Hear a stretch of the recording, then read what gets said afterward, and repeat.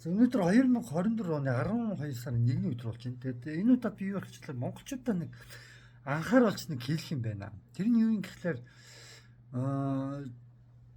зөвхөн хятад хүмүүс ногоо тарьдаг. Монгол хүмүүс бол зөвхөн хээрийн малаж хэрэглэх ёстой гэсэн нэг тиймэрхүү одоо үзэл суртал Монголд аймаг хүчтэй явагдаад тах шиг байна. Тэгэхээр би энийг ерөнхийдөө жоохон тодорхой хэмжээнд бол эсэргүүцэж байгаа юм. Тодорхой хэмжээнд Монгол хүмүүс ногоо тарьж чадахгүй биш. Монгол хүмүүс ногоо тарьж чаддаг өстой. Саяхан дээр нэг Солонгос нэг хүнээс чинь нэг хэдэн жилийн өмнө нэг ногоо яаж тарихыг ашиглаад заалгаал нэг хэдэн улс төрчид өстой нэргүй их пиар хийж байна. Энд чинь гуйг нь юм байгаад байгаа байхгүй. Монгол хүмүүс чинь айл 1900 хэдэн оноос эхлээд нөгөө манай ээжийн үед л социалист төр нийгмийн үед чинь ингээд оюутнууд нөөцтэй ногоогоо чирээд ингээ үүрээ явдаг, ногоо тарьдаг, төмс хураалтанд оролцдог, ногоо хураалтанд оролцдог ус гэж байгаа байхгүй.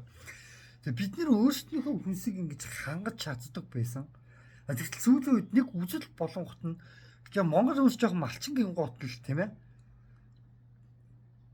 Одоо юу гэдэг бүр дөвийлгөө тэр Монгол хүмүүс ногоо тарьдгүй зөвхөн хятад тарьдаг ч гэдэг юм уу. Нэг иймэрхүү ойлголтуудаар бүр ингээд дэндүү одоо нийтлэг баримтлсан ч гэдэг юм нэг иймэрхүү юмнууд явагдаад тах шиг байна.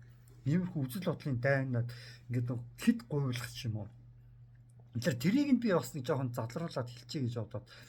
Ер нь бол манай монголчууд яг өөрснийхөө хүнс ногоогийг өөрснөө хангах хамгийн аюулгүй аа. Ууг нь бол. Тэгэхдээ хамгийн харамсалтай нь яаж байгаа гэхээр хятадаас ихэнх хүнс ногоогоо авч байгаа. Тэгээд дээрс нь монголчуудыг өөрснөө хүнс ногоо тари ингээ гэхлээр газар нь олддоггүй. Тэгээд нөгөө газар нь олдог гэхэд цахилгаангүй газар өгдөг.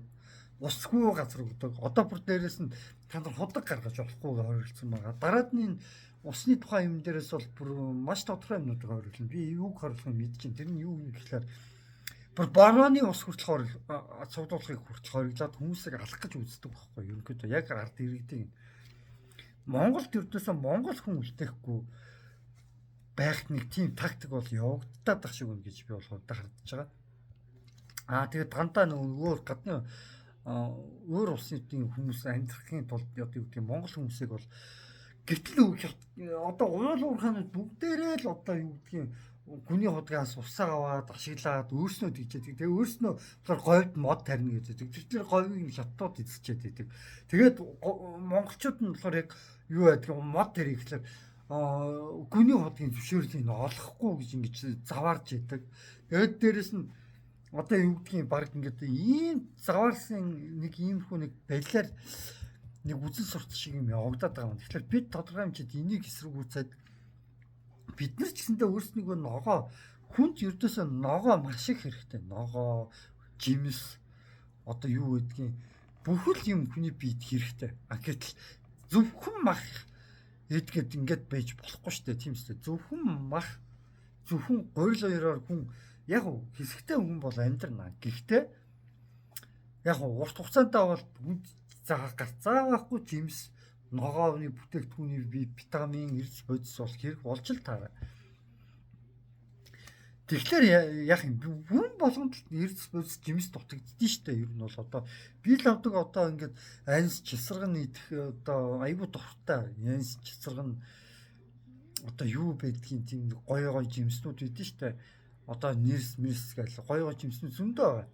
Би бол тиймэрхүү ингээд жимсэнд бол дуртай. Яг үнэ хэлээд бол тэгээ монголчууд өөрснөө одоо юу гэдгийг би бас ингээд монголчууд өөрснөө ингээд тарьсан ногоо байцаа шивгаа ингээд өөрснөөхөө энэ юмнуудыг тарихын тулд яадаг гэвэл хүмүүс зүгээр тэр юуг нь олох хэрэгтэй байхгүй газар гүний худаг гарах юм зөвшөөрөл нь олгоод ногоо тарих тэр боломжийг нь дэмжиж өгөх хэрэгтэй байхгүй.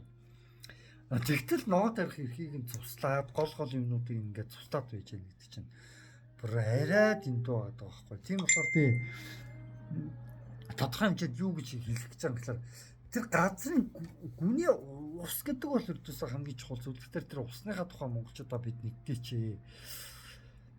Тэр газар тариалан нэрхлэх тэр чадвараа бид өөрснөө заавал гадны хүнээр залгуулж чаддаг. Бид өөрснөө чадна штэ угаасаа. Зүгээр тэр боломжийг л усаас хаачаад хүмүүст ингээд газар тариалан хэрэглэх тэр боломжийг өгөхгүй. Одоо ингээд юу гэдгийг те тэр нэг усаас ингээд дээрлэхэд монголчуудаа ингээд дабл стандарт үйлчлээд байна шүү дээ. Монголчуудаа ашиглахгүй.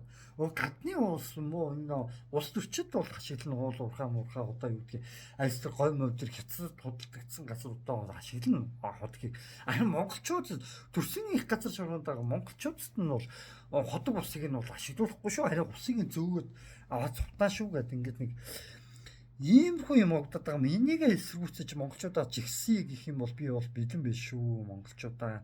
Энийгээ тэгээд дэмжиж энийг шеэр хийгээд энийг дэмжиж өгөх юм бол бүгдээрээ яг хуу жигсэе цуглая гэж би одоо бодож байна. Тэгээд өнөөдөр 2024 оны 12 сарын 1-ний өдөр болж байна.